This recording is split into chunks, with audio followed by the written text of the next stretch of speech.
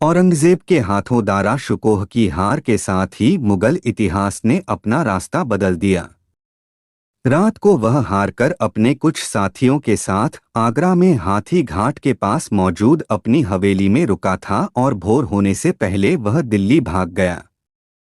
किले में मौजूद बादशाह शाहजहां ने उसे पैगाम भेजा था कि वो पहले उसके पास आए, लेकिन हार की शर्म दारा में इतनी ज्यादा था कि वह पिता से बिना मिले ही भाग गया। लेखक अफसर अहमद ने अपनी औरंगजेब नायक या खलनायक बुक सीरीज के दूसरे खंड सत्ता संघर्ष में दारा की इस हार का सिलसिलेवार वर्णन किया है।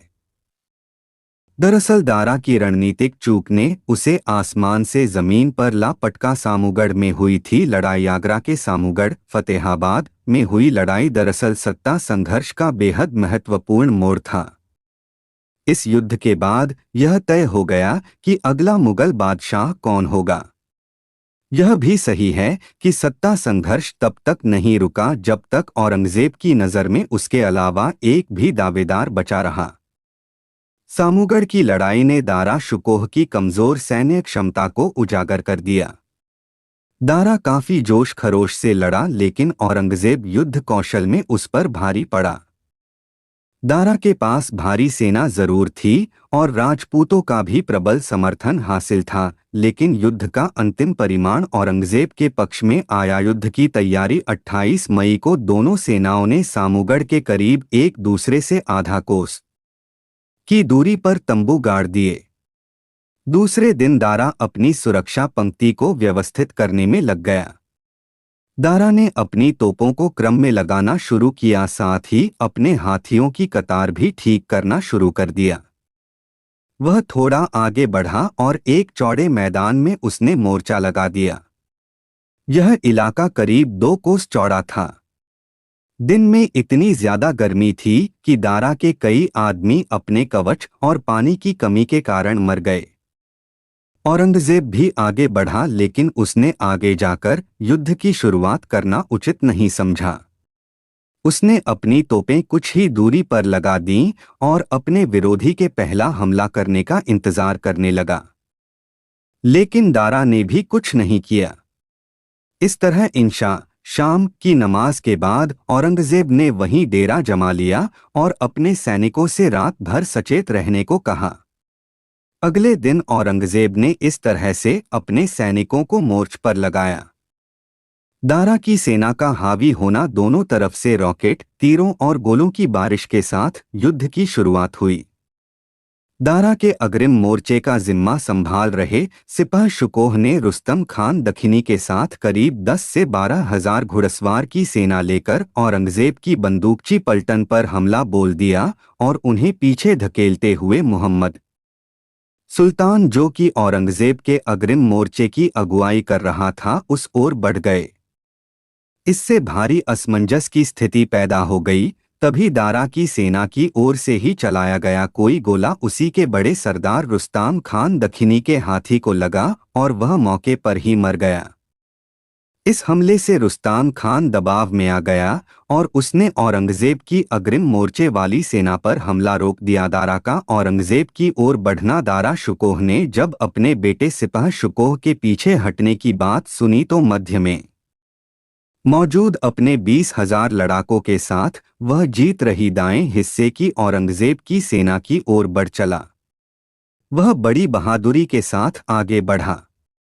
उसके आगे बंदूकचियों का दस्ता था जो सामने वाले बंदूकचियों के मुकाबले आगे बढ़ रहा था, लेकिन सामने से उसकी तरफ रॉकेट, बंदूकों और तीरों का इतना जोरदार हमला हुआ कि उसे पीछे हटना पड़ा। दारा ने फिर बाएं हिस्से की जिम्मेदारी संभाल रहे शहजादे मुराद बख्श, जिसे युद्ध के मैदान का शेर भी कहा जाता था, पर हमला बोल दिया। दारा का यह भीषण हमला था। युद्ध और भीषण हो गया जब दारा की ओर से खलीलुल्लाह खान 3 से 4 हजार उज्बेकों के साथ जाकर मुराद से भिड़ गया। दोनों ओर से तीरों की बारिश होने लगी। रूप सिंह का औरंगजेब के हाथी पर हमला। गुस्साए राजपूतों ने ताबड़तोड़ युद्ध कर मध्य तक रास्ता बना लिया। मध्य सेना की कमान औरंगजेब के पास थी। इन्हीं में से एक राजा रूप सिंह राठौर 10 दुश्मन सेना को चीरते हुए हाथ में तलवार लेकर औरंगजेब के हाथी तक जा पहुंचा। उसने औरंगजेब के हौदे की रस्सियां तलवार से काटना शुरू कर दिया। औरंगजेब को इसका पता लग गया। उसने उसकी बहादुरी से प्रभावित होकर उसे अपने सैनिकों को जिंदा पकड़ने का आदेश दिया, लेकिन तब तक सैनिकों ने उसके टुकड़े कर दिए। बिना चप्पल पहने ही दारा हाथी से उतरा। जब ये सब चल रहा था तब रुस्तम खान ने एक बार फिर दुश्मन सेना पर धावा बोल दिया। युद्ध फिर भीषण होने लगा। राजा छत्रसाल की मौत हो गई। दारा ने देखा कि उसके कई बड़े सरदार इस युद्ध में मारे जा चुके हैं या घायल हो चुके हैं। तभी वह हताश और निराश हो गया। इसी बीच एक रॉकेट उसके हौदे से आकर लगा। इस घटना ने उसे इतना ज्यादा चिंतित कर दिया कि वो बिना कुछ सोचे ही चप्पल तक पहने बिना अपने हाथी से उतर गया। वह घोड़े पर चढ़ गया, वह भी बिना किसी हथियार के। केवल तंबू और तोपखाना बाकी रहा। दारा और उसका बेटा सिपाही शिको अपने कुछ साथियों के साथ आगरा की ओर भाग निकले। औरंगजेब अपने हाथी से उतरा और उसने जीत के लिए खुदा को शुक्रिया कहा और नमाज अदा की। इसके बाद वह दारा शुकोह के तंबू की ओर बढ़ा। सब कुछ तबाह हो चुका था, सिर्फ उसका तंबू और तोपखाना बचा था। उसने तंबू को कब्जे में ले लिया। दोनों ओर से करीब 15,000 सैनिकों की मौत हुई। इस लड़ाई में रुस्तम खान, राव छत्रसाल, राजा रूप सिंह, राम सिंह राठौर, मोहम्मद सालेह, वजीर खान और काजी अफजल खान मारे गए। आगरा भागा दारा। दारा अपने 2000 घुड़सवारों के साथ रात के वक्त बिना मशालों की रोशनी किए आगरा अपनी हवेली पहुंचा। अपनी हार से वह इस कदर शर्मिंदा था कि अपने पिता शाहजहां से वह मिलने भी नहीं गया। बादशाह ने उसके पास संदेशवाहक भेजकर कहलवाया कि वह उससे आकर मिले और आगे की रणनीति बताए, लेकिन दारा ने माफी मांगते हुए मिलने से इनकार कर दिया। उसी रात को तीसरा पहर 12 बीत जाने के बाद वह दिल्ली की ओर चल पड़ा, लाहौर पहुंचने की मंशा लेकर। वह अपने साथ सिपाही शुकोह, अपनी पत्नियों, बेटियों और कई नौकरों को ले गया। वह अपने साथ सोना, चांदी, जवाहरात, हाथी और ऊंट भी ले गया। मार्च के तीसरे दिन तक उसके पास 5,000 सवार और कई सरदार उससे जुड़ चुके थे। ये सब शाहजहां ने उसके लिए भेजे थे। थोड़ा आराम करने के बाद औरंगजेब ने पिता शाहजहां को एक पत्र लिखा, ये बताते हुए कि दरअसल क्या हुआ है और सारी ईश्वर की इच्छा बताकर माफी मांगी है। दारा केवल तंबू और तोपखाना बाकी रहा। दारा और उसका बेटा सिपाही शिको अपने कुछ साथियों के साथ आगरा की ओर भाग निकले। औरंगजेब अपने हाथी से उतरा और उसने जीत के लिए खुदा को शुक्रिया कहा और नमाज अदा की। इसके बाद वह दारा शुकोह के तंबू की ओर बढ़ा। सब कुछ तबाह हो चुका था, सिर्फ उसका तंबू और तोपखाना बचा था। उसने तंबू को कब्जे में ले लिया। दोनों ओर से करीब 15,000 सैनिकों की मौत हुई। इस लड़ाई में रुस्तम खान, राव छत्रसाल, राजा रूप सिंह, राम सिंह राठौर, मोहम्मद सालेह, वजीर खान और काजी अफजल खान मारे गए। आगरा भागा दारा। दारा अपने 2000 घुड़सवारों के साथ रात के वक्त बिना मशालों की रोशनी किए आगरा अपनी हवेली पहुंचा। अपनी हार से वह इस कदर शर्मिंदा था कि अपने पिता शाहजहां से वह मिलने भी नहीं गया। बादशाह ने उसके पास संदेशवाहक भेजकर कहलवाया कि वह उससे आकर मिले और आगे की रणनीति बताए, लेकिन दारा ने माफी मांगते हुए मिलने से इनकार कर दिया। उसी रात को तीसरा पहर 12 बीत जाने के बाद वह दिल्ली की ओर चल पड़ा, लाहौर पहुंचने की मंशा लेकर। वह अपने साथ सिपाही शुकोह, अपनी पत्नियों, बेटियों और कई नौकरों को ले गया। वह अपने साथ सोना, चांदी, जवाहरात, हाथी और ऊंट भी ले गया। मार्च के तीसरे दिन तक उसके पास 5,000 सवार और कई सरदार उससे जुड़ चुके थे। ये सब शाहजहां ने उसके लिए भेजे थे। थोड़ा आराम करने के बाद औरंगजेब ने पिता शाहजहां को एक पत्र लिखा, ये बताते हुए कि दरअसल क्या हुआ है और सारी ईश्वर की इच्छा बताकर माफी मांगी है। कि हार बदले हालात और खाली हौदा देखकर दारा की सेना में हताशा फैल गई। अपने बड़े सरदार गंवाने के बाद उम्मीद खोकर वह भागने के बारे में सोचने लगा। इसी वक्त उसका एक अंगरक्षक जो उसके करीब था, उसे तोप का गोला लगा और वह मौके पर ही मर गया। इस घटना ने दारा के आसपास मौजूद लोगों में डर भर दिया और वे सब उसे छोड़कर भागने लगे। साथियों और सेना के भागने के चलते दारा ने भी युद्ध से ज्यादा अपनी जान बचाने को महत्व दिया। केवल तंबू और तोपखाना बाकी रहा। दारा और उसका बेटा सिपह शिकोह अपने कुछ साथियों के साथ आगरा की ओर भाग निकले। औरंगजेब अपने हाथी से उतरा और उसने जीत के लिए खुदा को शुक्रिया कहा और नमाज अदा की। इसके बाद वह दारा शुकोह के तंबू की ओर बढ़ा। सब कुछ तबाह हो चुका था, सिर्फ उसका तंबू और तोपखाना बचा था। उसने तंबू को कब्जे में ले लिया। दोनों ओर से करीब 15,000 सैनिकों की मौत हुई।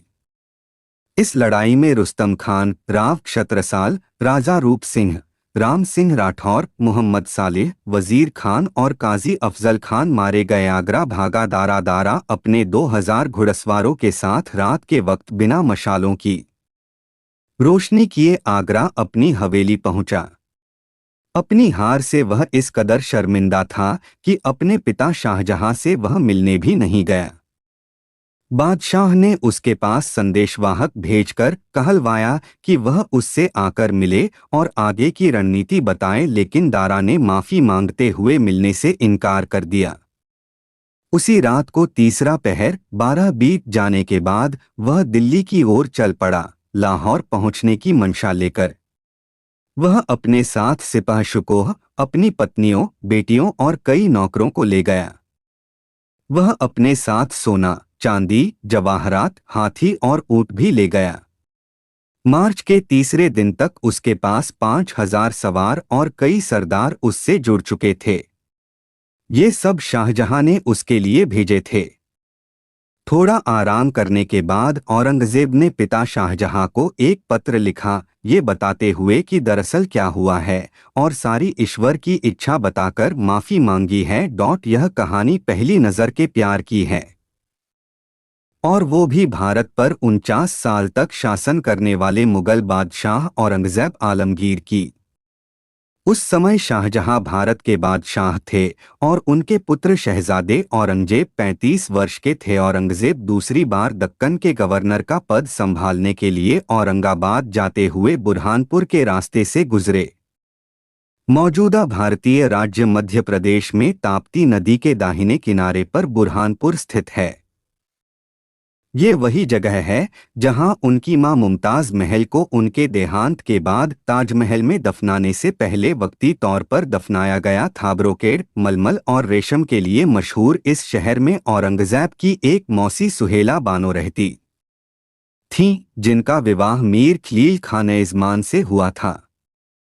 औरंगजेब उन्हीं से मिलने गए थे कि उनके दिल की दुनिया बदल गई। मौलाना अबुल कलाम आज़ाद ने गुबारे खातिर में नवाब शमसुद्दौला शाहनवाज खान और उनके बेटे अब्दुल हई खान द्वारा 18वीं शताब्दी में लिखी गई किताब मासरलुमरा के हवाले से लिखा है कि औरंगजेब बुरहानपुर में जैनाबाद के बाग आहू खाना में चहलकदमी कर रहे थे। शहजादे की मौसी भी अपनी दासियों के साथ सैर के लिए आई हुई थीं। उनमें से एक दासी का जादुई गायकी, शैख अदाओं और खूबसूरती में कोई जवाब नहीं था। सैर करते हुए वो सभी एक पेड़ के नीचे से गुजरी जिसकी डालियों पर आम लटक रहे थे। जैसे ही वो सब पेड़ के नीचे पहुंची, उस दासी ने न तो शहजादे का ही कोई अदब किया और न ही उनकी मौसी की मौजूदगी का कोई लिहाज रखा। वो बेबाक अंदाज में उछली और एक ऊंची डाली से एक फल तोड़ लिए। शहजादे की मौसी को ये अदा बुरी लगी और उन्होंने फटकार लगाई। इस पर दासी ने शहजादे पर गलत अंदाज से नजर डाली और पशवाज को संभालते हुए आगे बढ़ गई। यह गलत अंदाज की नजर कुछ ऐसी क्यामत की थी कि इसने